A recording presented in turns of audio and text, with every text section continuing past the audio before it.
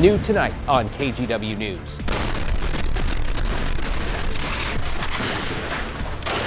The food cart explosion caught on camera and how you can help the businesses left picking up the pieces. And students and staff pack the Reynolds School Board meeting protesting even deeper budget cuts. Our members don't feel like they should have to take that big of a cut. Plus, new at 11, a Portland family panics with a father detained by ICE and now set to be deported. There's only so much that can be done. And later, could the Trailblazers sail be in trouble? The new legal action now targeting one of the team's investors. But first, to breaking news in southeast Portland, where a 9-year-old boy is in critical condition after he was hit by a car while riding an e-scooter. Police say this was a few minutes after 7:30 near southeast 122nd and Lincoln. Authorities say the driver involved in the crash stayed at the scene and is cooperating. Right now, a portion of 122nd between Sherman and Mill remains closed. The boy is in the hospital, we understand, with life-threatening injuries. We, of course, will update you as we learn more. And in more breaking news now on the local immigration front, because we have just learned that one of the two fathers arrested by federal officials in North Portland last week is now set to be deported. Catherine Cook's in the newsroom with what his family learned tonight. Catherine? And David, family members can only say Rafael Arriola Caballero will be deported in the morning, likely to Mexico, a place they don't believe is safe. They hope that by sharing this update, something can be done to stop that deportation. They're praying for a miracle. There's only so much that can be done.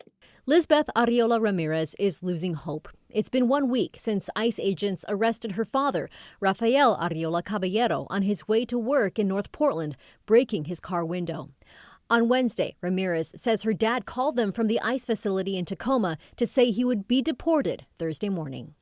All of us are scared because we don't know where he's going, so we don't know where to call. We don't know how to reach him. Ramirez says her father moved here from Mexico 20 years ago and is undocumented.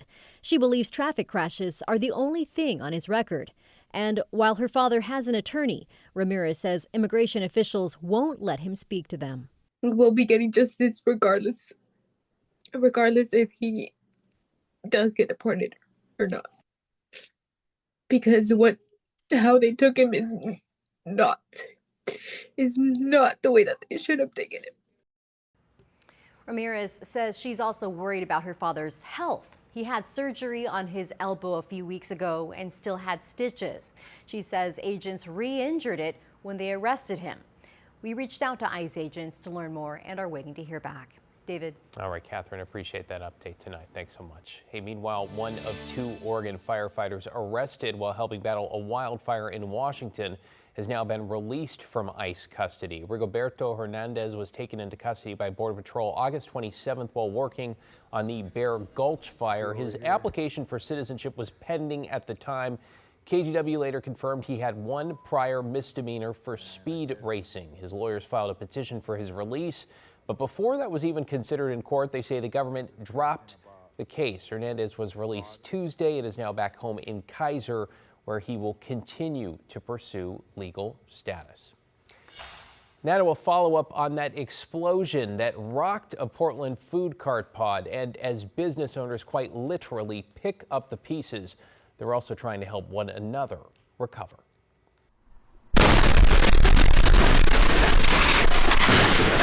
Startling video as a food cart explodes. A leaky propane tank, fire officials say, shattering the early morning peace on Tuesday, and for some, their livelihoods. I just was in shock, to be honest with you. Michelle Rademacher owns The Crystal Guide, a shop at the Springwater Cart Park. The explosion blew in her door, damaged the walls and ceiling, and destroyed some of the merchandise she sells for more than 100 independent artists. They've grown to be like family, and it's their art, their time, their passion. Though she also marvels at what was left undone. touched. This is that mirror that I was talking about that I've had since I was 8 years old. It really should have fallen off that wall and broken. This cart pod's been around for almost 15 years now. Some of these carts have been here since the beginning. Aileen Kish's family owns the park and started a GoFundMe to help the carts that were most seriously damaged. My plan is just to help them as much as I can and be the support that as an owner should be. The fortunate ones are already back in business. And this Saturday, a previously planned makers market for local artists will still go on, though will now serve as a fundraiser. We're going to persevere and get this cleaned up so that they can still come and share their wares and we can have that sense of community because we need it now more than ever. Just really glad no one was injured there. The Makers Market fundraiser will run from 3 to 8 on Saturday at the Crystal Guide on Southeast 82nd. If you want to go help with the GoFundMe campaigns, we have links to both of those up in our story on KGW.com.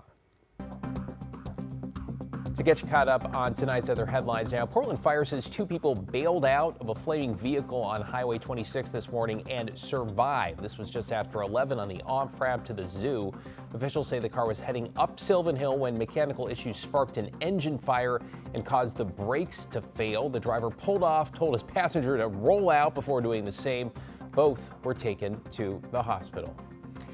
In Salem, police say a man is facing multiple charges after he allegedly exposed himself to a family and then shot at their car. This was just after midnight west of I-5 in a parking lot on Silverton Road. 53-year-old Jeffrey Holland is accused of exposing himself to the family while they were in their vehicle, banging on their window, then going into the nearby shop he owns, police say, to get a gun.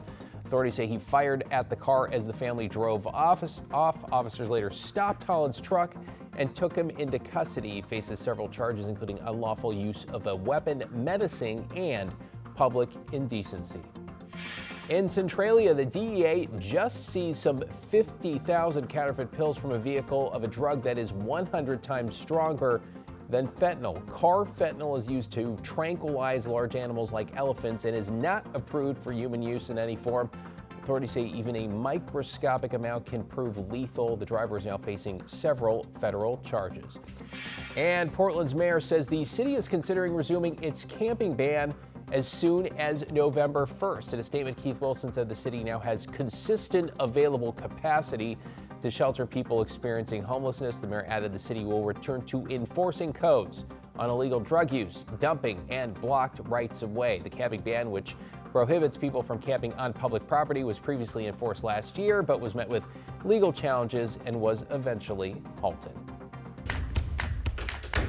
New at 11 in East Multnomah County tonight, concerns over layoffs and other cuts had staff, students, and parents speaking out at a board meeting in the Reynolds School District. Ellen McCarty has a look at what appear to be some tough trade-offs.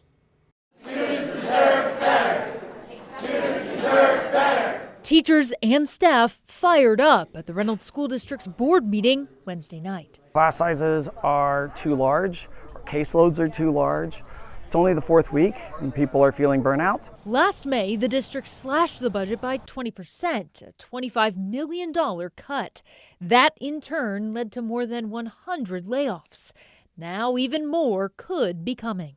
The student-facing staff are, in our minds, the people that we most need to protect. Putting educators and support staff on edge. We also don't have any real clarity right now on what those staff cuts would look like. The unions for certified and classified staff tell KGW that since the district still has a $5.5 million deficit, furloughs might be needed. We're talking about 10 furlough days right now, which is a huge amount of wages for our people and service days for our students, education days for our students, and it's rough. As voiced in the board meeting, many agree neither furloughs nor cuts seems like a good option. Reynolds School Board, you have fear, frustration, and confusion brewing within your school. Board members at the end of the meeting firing back and arguing that the district is bargaining with the unions in good faith. Federal funding for many of our educational programs is no longer being accounted for. State funding has decreased compared to previous years. And student enrollment has declined, affecting the further impact of revenue.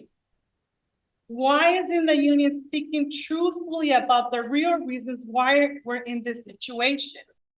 We reached out to the district this evening, but did not hear back. The unions say there are several meetings on the calendar, and the earliest of which is happening tomorrow. David? Yeah, it sounds like quite a bit of questions and uncertainty there. Thanks, Halma.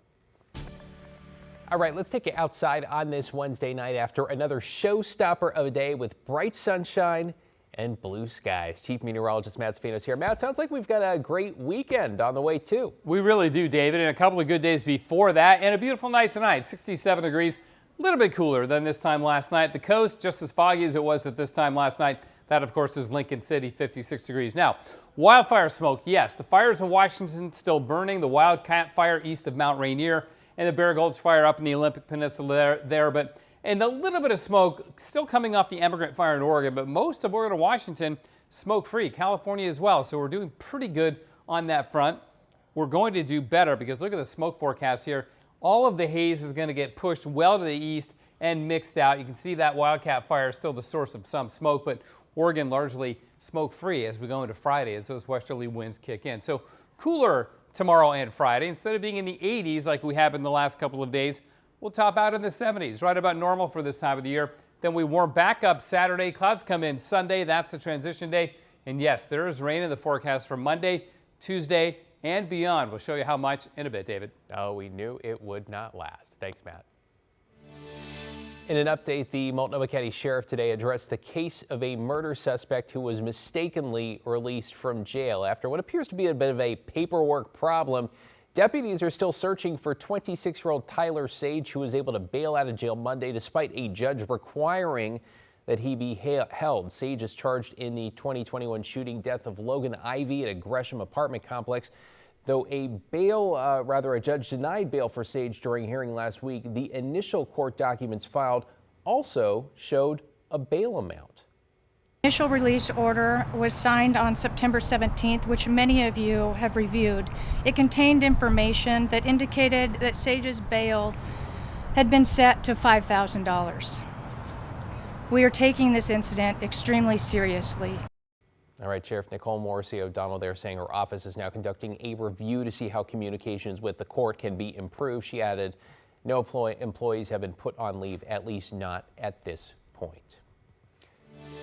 In national headlines, there's increased security in Dallas, Texas after a shooting at an ICE facility there left one migrant dead and two others injured. Authorities say the suspected shooter, identified as 29-year-old Joshua John, opened fire as migrant detainees were boarding a bus. He was also found dead, authorities say, on the roof of a nearby building with a rifle next to him. The acting field director for ICE in Dallas calling for an end to extreme political rhetoric. It's just got to stop. It's dangerous, and people are losing their lives. There's still a lot of unanswered questions, and I want to encourage all of you to exercise a little bit of restraint and allow them to do their job. Talking about turning the temperature down, Homeland Security Secretary Kristi Noem says the shooting appears to have been carried out by someone against ICE officers. The FBI director adds anti-ICE was found to be written on one of the shell casings.